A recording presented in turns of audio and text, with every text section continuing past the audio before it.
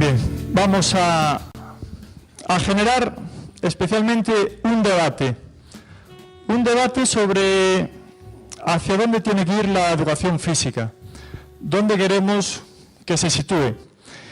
Por tanto, vamos a empezar a reflexionar con una frase que en mi tiempo libre de vez en cuando creo frases, y esta es una de las que más me gusta, ¿no? Dice mucho y especialmente dice de lo que puede aportar la educación física al ser humano. Nosotros, en nuestro colectivo de amigos, vamos a encontrar dos tipos de personas. Personas muy motivadas, que quieren afrontar un montón de proyectos, que quieren ser partícipes en la sociedad, que quieren construir siempre, que no se cansan, que tienen una energía tan grande que se meten en mil cosas, y, por el contrario, gente que anda con la cabeza un poco baja, que la sociedad le pegó palos, que son más bien pesimistas frente al optimismo, etc. Todos conocemos en nuestro círculo de amistades y familiares a estos dos tipos de personas, ¿no? Entonces, es importante saber que desde la educación física podemos actuar en la mente de los niños. Es importante tener en cuenta eso. Luego, vamos a cambiar el pitorrito. Enfócalo por aquí, Maite, por favor. Gracias. Luego tenemos noticias como la que salió recientemente publicada en distintos medios de comunicación, que es esta que es aquí, es un titular de La Prensa de hace días, y quizá no entremos en debate de lo que dice el titular, ¿no? Si realmente es conveniente aprobar a unos adolescentes que tienen un par de materias suspensas. Lo llamativo es esto de aquí, ¿no? Siempre que no sean simultáneamente lengua castellana y matemáticas. Es decir, quienes confeccionan el currículum están dando importancia a estas dos materias frente al resto de materias. Y aquí está el debate de este titular, no en lo otro. El debate debe ser este. ¿Es más importante las matemáticas que la educación física? Para quienes configuran el currículum, sí. Para quienes amamos la educación física, no. Hace un par de semanas escribí en mi blog, en victorarufe.com, un artículo sobre esto mismo. Y ponía, uno de los titulares que ponía era: si las materias se manifestasen, se cederían el paso unas a otras. Es decir, las materias en el currículum no entienden de jerarquía, o no debieran entender de jerarquía. La jerarquía se la establecemos nosotros, ¿no? Quienes tienen competencia en establecer el currículum. Quizá podamos establecer un ranking de materias y una jerarquía si hablamos de qué materias pueden aportar más al desarrollo integral del niño. Es decir, qué materias van a afectar a la esfera social, afectiva, emocional, física y psíquica. Y ahí sí que tendría la valentía de poner a la educación física en primer lugar. Porque actualmente, tal como se están enseñando otras materias en el aula, dudo que estén trabajando todas esas esferas. Y por ahí van a ir los tiros de mi conferencia. Es decir, tenemos que pensar en una educación física que afecte a la parte mental, social y afectiva del niño, y no tanto física. Porque somos conscientes que dentro de la educación física hay niños que salen contentos de ella, que disfrutan en las clases, y hay otros niños que la odian. Y eso somos conscientes los docentes. Por nuestros compañeros, por nuestras experiencias, incluso en la vida adulta, hay gente que cuando le habla de educación física no quiere echar una mirada hacia atrás porque lo pasó mal, por distintas experiencias que tuvo con su docente. Por tanto, lo primero que tenemos que pensar es en los alumnos como clientes. Tenemos 30 alumnos, 25 niños en el aula, pero cada uno quiere consumir un producto o un servicio distinto. No todos quieren competir, no todos quieren el deporte de recreación y no todos quieren el deporte como un medio de vida saludable. Nosotros tenemos que hacer la labor de llevar nuestro maletín y sacarle los catálogos y folletos durante nuestras clases para que ellos mismos consuman lo que quieran. Pero lo importante es que consuman deporte. Me da igual la vertiente que escojan.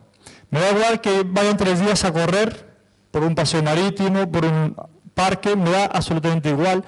O que se apunte a una escuela deportiva y hagan deporte federado, de rendimiento, y que le guste competir. Pero hay que ser consciente que hay niños que sufren en la competición. Hay niños que tienen crisis de ansiedad y mucho nerviosismo y no quieren dejar mal a veces a sus padres por la presión que en casa le provoca de vas a competir mañana, tienes que ganar, no sé qué, tal. Y no quieren asumir esa responsabilidad frente a sus padres, frente a sus entrenadores, familiares, etc. Por tanto, tenemos que ser conscientes que el niño tiene que elegir libremente qué tipo de producto quiere consumir. Luego, al hilo de la pregunta que os ponía en el Kahoot, está esto. También, muchas veces en nuestro colectivo, hablamos, cuando escuchamos a algún padre o familiar a la salida del colegio, ¿qué tal gimnasia hoy? No es gimnasia, es educación física. Y ahora Ned Flanders me dice, ojo, que tampoco es educación física. Tampoco es educación física. Ese término, bajo mi punto de vista, es incorrecto, como yo entiendo la educación física. Luego iremos explicando el porqué. Lo importante es trabajar todas esas esferas que comentábamos al inicio y que actualmente, con la metodología que se lleva a cabo en el aula, en distintas materias, la educación física se pone en primer lugar como la asignatura potencial que puede trabajar todas esas partes del desarrollo humano. Por tanto, la educación física actualmente no debiera ser tan física, porque al final lo que nos hace fuertes en el mundo adultos es la mente, no es la fuerza del bíceps. No es la fuerza de nuestro cuerpo, es la mente. Lo que sí podemos tener en cuenta es utilizar el cuerpo para fortalecer nuestra mente. Y eso es lo correcto en la educación física. A través de nuestro cuerpo, ejercitar nuestra mente. El mundo adulto es exigente. Y actualmente vemos incluso en jóvenes que están en el perfil de la cabeza baja. Gente desmotivada, que no encuentra empleo. Gente que sus padres no habla el mismo lenguaje que ellos. Gente que tiene problemas de acoso escolar, gente que tiene problemas posteriormente en el trabajo, estudiantes universitarios que tienen problemas en los trabajos de grupo. Es decir, la mente es importante en nuestras vidas. Y si estamos teniendo carencias en el mundo adulto, imaginaos en el mundo infantil. Pues nosotros ya tenemos una experiencia y poco a poco la vida nos va enseñando muchas cosas. Pero nadie nos enseña a enfrentarnos a las relaciones sociales, a no mirar lo que dice fulanito o menganito sobre mí, sino a creer en mí. Y actualmente la educación física es la única materia que puede fortalecer eso. No nos interesa gente que luego en el mundo adulto no sepa afrontar problemas. Por tanto, ese es mi punto de vista, cambiar la orientación de la educación física. No pensar tanto en la Kurzarbeit, o si este salta esto, o si es capaz de lanzar a canasta con la técnica de baloncesto. No nos obsesionemos que eso no sirve para nada, o para poco. Que el currículum lo diga, sí, pero los que hacen el currículum saben bien de todo esto. Como profesores estamos obligados a seguirlo, sí. Pero a veces cuando uno se aleja un poquito del camino y luego le sigue otro y otro, provoca el cambio. Y aquí el currículum le hace reflexionar. No es copiar y repetir año tras año. Sí, como se lleva haciendo 30 años, pues hay que enseñar deportes colectivos, un deporte individual, un no sé qué. Y luego hablamos de innovación cuando vemos a alguien que hace parkour en clase. Cuando no debería ser innovación, debería ser una cosa normal y corriente, enseñar a los niños a utilizar los recursos humanos gratuitos, los recursos materiales de la ciudad, infraestructuras para hacer deporte. Pues perfecto, ¿qué pasa? ¿Que tiene que tener 30 euros para pagar la cuota de socio en una escuela deportiva? Cuando muchos padres no pueden ni llevarlo a la instalación deportiva, o por cercanía o lejanía. Por tanto, tenemos que enseñarle herramientas de la educación física a ese niño para que haga deporte más allá de instalaciones, por decirlo de una manera, oficiales o estandarizadas. Por tanto, el parkour, bajo el punto de vista, actualmente es innovación, pero no debiera de ser innovación. Debería darse un cambio de currículum, introducir otros contenidos que los niños puedan practicar de forma autónoma. Y al final nos encontramos con dos mundos muy distintos. El mundo de los niños, que es un mundo donde llueven muchos libros y mucho conocimiento. Es un mundo donde los profesores intentan dar un montón de materia y contenidos, memoriza,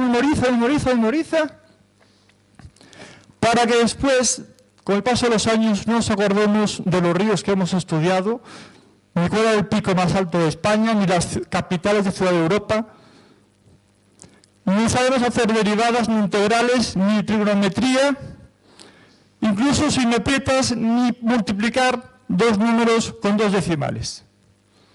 Vamos a la calculadora. Es decir, no hace falta hacer una tesis doctoral para ver que el sistema educativo está fallando. Hace falta en ver hacia nosotros mismos qué porcentaje de datos hemos retenido con el paso del tiempo de todo lo que se nos ha metido en la escuela. Por tanto, es una escuela poco útil. Memorizar no es útil. Sí que hay que trabajar la memoria, por supuesto, pero, y aún por encima, memorizar y calificar y decir, este niño es muy inteligente y este es tonto. ¿Por qué es tonto? Porque no llega al 5. Y a lo mejor es un niño genio, creativo, con mucha imaginación, con un montón de dotes, de relaciones sociales, con una gran autoestima, pero el sistema educativo se lo ha cargado, lo ha hundido, porque al final los padres comparan las notas. Y cuando llega a casa y dices aquí un 4 y tus amigos no va a probar un 8, pues venga a estudiar. ¿Y cómo te sientes tú cuando tus padres te puntúan en función de lo que han hecho los otros? Es triste, pero ese es el mundo infantil al que están sometidos muchos niños hoy en día. Son pocos los padres que no comparan las notas con otros niños. Y lo mismo, ¿no? Y si saca un 5 o un 4 de educación física y va a la escuela deportiva, dice, pero ¿cómo te puso el profesor de gimnasia un 4 si quedasteis campeones de Galicia el año pasado en la liga infantil? Claro, pero a lo mejor no tiene valores, ni tiene ciertas variables psicológicas que ese profe de educación física evaluó. No todo es virtuosismo, y que el niño sea bueno no significa que sea bueno en educación física. Tenemos que evaluar otros parámetros. O al revés, ¿no? El niño genio que hace todo bien, pero humanamente es malísimo. No tiene empatía, se mete siempre con los otros, pero las pruebas que le he puesto el profe de educación física de rendimiento lo hizo perfecto. Por tanto, ese es el mundo infantil. Y el mundo adulto está lleno también de nubes, nubarrones con problemas a diario, problemas económicos, problemas familiares, problemas de salud, problemas de divorcio, de separaciones, de no sé qué, de cuernos, de miles de cosas que nadie nos ha enseñado a enfrentarnos a eso. Y así vemos a veces locuras de gente que se suicida o gente que agrede a otra gente, conductas violentas. Nadie nos ha enseñado, y esos padres que se acogen a ese tipo de conductas, ¿cómo van a educar a sus hijos? Esas noticias ahora están saliendo frecuentemente ya, de casos de violencia en el deporte escolar, que antes eran otros países, ahora ya lo tenemos en España, lo que sale en los medios. Es que no es uno, ya han sido varios en los últimos meses, y todo viene derivado de la influencia de los padres en muchos casos. Por tanto, el mundo adulto exige una carga emocional muy alta. Y al final uno puede saber mucho y puede tener mucha experiencia, pero lo importante es la actitud de personas proactivas, creativas, que tienen valores, que tienen ética, que si ven a un animal sufriendo, van en su ayuda, que si tienen un amigo que lo está pasando mal, van en su ayuda. Eso es lo que prima en el mundo adulto y eso es lo que humaniza el mundo. No que los niños sean genios. Pero ya no solamente hace falta ver las cifras de abandono del deporte escolar, para esos que dicen que el deporte es bueno, el deporte escolar. Fijaos cuántos niños abandonan el deporte a los 14 años. Niños que en su día se sintieron atraídos por el deporte, que en su día pidieron deporte para comer y se les dio. pero luego a los 14 años no quieren saber nada más del deporte. Y son pocos los que continúan con 16, con 18, con 20 años. Luego con 30 reenganchan otra vez, ¿no? Cuando empiezan a aparecer problemas de salud y no pasan la ITV, entonces ahí vuelven otra vez al deporte. Entonces tenemos que reflexionar sobre eso. Pero lo peor de todo es el currículum. El currículum es el mayor mal que tenemos actualmente. Y fijaos, en un estudio que hizo una exalumna de la universidad, Rebeca Pons, analizamos cómo se llevaba a cabo las sesiones de psicomotricidad en centros educativos de educación infantil de Galicia. Pero no le pasamos un cuestionario a los profesores, porque nos pueden mentir. No quiero decir que todos los profes mientan, pero sabes que las encuestas a veces se mienten, ¿no? Entonces le pasamos a los alumnos que fueron de prácticas a esos centros y le dijimos, ¿cuántas sesiones de psicomotricidad de educación física hacían de 4 o 6 años? Fijaos los datos, un 20% de centros obvia completamente la educación física, es decir, no hay motricidad de ningún tipo en esos centros. Y del 80% que sí que tenían, la media era una sesión a la semana, 38 minutos. Eso es una propina. Es una propina del currículum que yo la rechazo. 38 minutos de motricidad para un niño de 5 años no es nada. El niño de 5 años, el niño de 4 años es un adolescente de la etapa infantil. Es un pavito. Tiene un exceso de energía, necesita moverse. No lo puedes atar a la silla 5 horas diarias en el centro educativo y le propina 38 minutos a la semana de ejercicio físico. Tenemos que replantearnos nuestro currículum. No es normal eso. 5 horas sentado, metiéndole contenidos. Y aún por encima, a la tarde llega a casa y los padres, por no aguantarlo o por no llevarlo a la escuela deportiva, lo tienen también sentado con la consola, con lo que sea, o viendo la tele, etc. Luego vienen los TDAH. No, es que mi hijo no presta atención. Tu hijo tiene un exceso de energía. Has dejado las puertas abiertas de casa para que desfogue, que vaya a correr, a darle patadas por el balón, que venga y luego venga cansado. No, es que no hay parques en la ciudad. Otro problema también. Fijaos, el TDAH está hoy en día también en el punto de mira, ¿no? Sí que es cierto que, bajo el punto de vista, que hay casos, lógicamente diagnosticados, pero algunos de ellos yo creo que son falsos diagnósticos de gente que está atada, de gente que está retenida en el movimiento. Y un niño tiene que moverse. Nos lo decía Piaget, en los primeros años de vida es súper importante que el niño se mueva para que se construya la inteligencia. Y son esas relaciones espaciales, la interacción con los objetos, la manipulación, la interacción con los otros, lo que construye aprendizaje por asimilación o por acomodación, las dos vías de adquisición de aprendizaje. Si no se mueve, el cerebro no se estimula al 100%. Y eso genera falta de atención y genera ansiedad y nerviosismo. Es lógico pensarlo.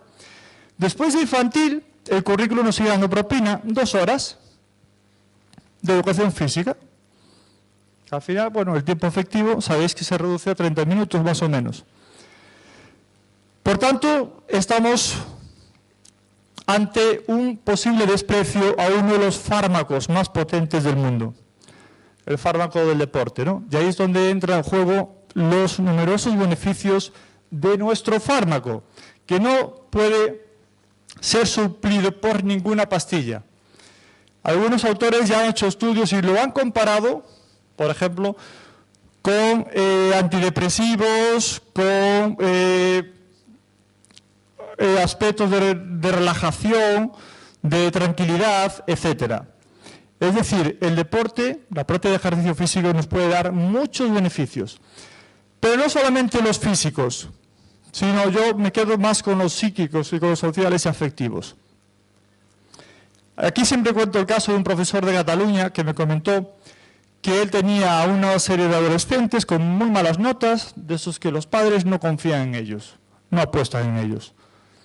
Y él les dijo, bueno, a ver qué les puede motivar, a ver si les gusta el circo. Empezó una nueva didáctica de circo y los chicos se engancharon tanto que le pidieron entrenar todas las tardes allí en el instituto. Y entrenaron todas las tardes y hicieron maravillas, y al finalizar el curso hicieron un acto con todos los familiares y era un espectáculo de circo. Todos los demás compañeros, todos los padres alucinando. Y lo mejor de todo es que reflotaron todas las notas de las materias, porque el profesor le fue diciendo que tenían que estudiar, que yo les montaba el circo, los entrenaba y todo eso. Vieron en ese fármaco una vía de salvación cuando nadie apostaba un duro por ellos. Por tanto, si pensamos en la educación física desde este punto de vista, seguramente tengamos en un futuro niños más creativos, niños más atentos en clase, porque si yo hago 30 minutos de clase, 20 minutos de patio o ejercicio físico, 30 minutos de clase, otros 20 o 30 minutos al patio, estoy conjugando esa atención que genera el ejercicio físico con la atención necesaria que requieren las clases. Por tanto, estamos buscando ese beneficio, ¿no? Sabemos que durante el ejercicio físico se segrega una serie de neurotransmisores como la dopamina, la serotonina, norepinefrina, etcétera, que hacen una sensación de calma, de bienestar, de tranquilidad, incluso mejoran la atención, favorecen la neurogénesis, es decir, son todo virtudes a nivel mental, el ejercicio físico. Por tanto, tenemos que pensar en eso. Y hay otro aspecto también que a veces me preocupa, que es cuando salimos en los medios, y esto no es tirar piedras contra mi propio tejado, pero muchas veces el mensaje es: queremos 5 horas de educación física para reducir los índices de sobrepeso y obesidad. Eso es un mensaje de publicidad engañosa. Eso es publicidad engañosa que estamos haciendo en la sociedad. ¿Vale? Te doy las 5 horas de educación física, reduce ahora el sobrepeso y obesidad. ¿Qué tiene que ver eso con reducir? Puedes reducir, sí, pero educa. En la educación está la reducción del sobrepeso y obesidad. Porque si este niño es sometido a 5 clases de educación física, que por encima están mal dirigidas y empieza a odiarla, y a las tardes se toman donuts, 450 calorías supone 1 hora de correr, 1 hora de carrera continua. En clase de educación física no vas a hacer 1 hora de carrera continua. Por tanto, no vas a bajar el sobrepeso y la obesidad. No tenemos que atacar por ahí al gobierno. Tenemos que atacar por todos los beneficios psíquicos, emocionales, por los fundamentos de la neurociencia que nos están diciendo que el ejercicio físico es uno de los pilares para despertar la curiosidad, el interés de las cosas, la atención, los tiempos de atención en clase de los alumnos o los profesores. Eso sí que es un buen discurso. Y por supuesto que podemos generar un hábito, pero no por venir 5 horas a la semana vas a reducir el sobrepeso y la obesidad. Si ese niño sigue teniendo mala nutrición en su casa, se engorda fácilmente, se adelgaza con más dificultad. Entonces, mientras no cambiemos los hábitos nutricionales, mientras no eduquemos hacia una buena adherencia a la práctica deportiva y una buena adherencia a la dieta, que se puede comer un donut, que no pasa nada. El problema es cuando tomas muchos. Igual que la Coca-Cola, todo el mundo la critica y todo el mundo la consume. El problema no es la Coca-Cola. En verano con calor te apetece un refresco, sí, todo lo tomas y no pasa nada. El problema es si estás tomando 2 litros de Coca-Cola a diario, pero lo mismo si bebes 10 litros de agua. O el pollo, el pavo. Si comes mucho, pues es un exceso. Hay que dosificarse. Entonces, tenemos que pensar y reflexionar sobre eso, ¿no? Si realmente ese mensaje es correcto o es publicidad engañosa. Porque si nos dan esa responsabilidad y de repente no bajamos los índices, hemos vendido humo. Y hay que ser honestos. Que por supuesto estoy a favor de las 5 horas, pero hay que saber justificarlo de otra forma. Por tanto, estas son las líneas que yo propongo de actuación y el rumbo que debemos coger los profesores de educación física. Lo más importante es crear la adherencia a la práctica deportiva. Ese es el objetivo de todo profesor, no dar baloncesto, ni balonmano, ni atletismo. El objetivo es que este niño se enganche al deporte y que este niño se case y adquiera un compromiso con el deporte. Que aunque luego venga la novia a los 14 años, que aunque venga la presión de fulanito para tomar alcohol, que no sé qué, rechace y diga, no, yo tengo este compromiso con el deporte. Si cumplís eso en nuestros alumnos, os pongo una medalla como profesores de educación física. Ese es el verdadero rumbo de la educación física. Y somos nosotros los responsables, donde está en nuestras manos, el modificar esas conductas de esos niños. Luego está también el trabajo de valores y las variables psicológicas y psicosociales. Tenemos que estar muy atentos a desarrollar autoconfianza, motivación, la autoestima, la empatía, la cooperación, el respeto por los otros, el saber ganar, el saber perder. Todo eso es tarea de la educación física también. Las nuevas tendencias, no rechazarlas, el parkour, el slackline, otros deportes que se pueden hacer en el entorno urbano, enseñarlos en la educación física. Es muy importante, y sobre todo aquellos que no posean grandes despliegues, ni económicos ni materiales. Trabajar esa adherencia de las tres vertientes. Trabajar también con aspectos tecnológicos, porque los móviles están para usarlos, pero vamos a intentar darle un uso positivo, ver qué aplicaciones podemos enseñar a los futuros consumidores de deporte, y trabajar con aspectos de neuroeducación, que es lo que está hoy en día, pese a que salgan publicaciones que quieran tirar a los neuroeducadores todo su trabajo científico. Sabéis que hace una semana sacó un profesor de secundaria, un profesor de música, un libro que se llama La sociedad gaseosa, donde critica todo el movimiento de neuroeducación y neurociencia. Habrá que leerlo para sumar una opinión más y luego juzgar, ¿no?, por nosotros mismos. Bien, y esa es mi intervención en esta mesa redonda. Os invito a suscribiros a mi página web, que publico artículos sobre educación, innovación y emprendimiento, a veces también artículos de educación física, y después hacemos el turno de preguntas si os parece bien.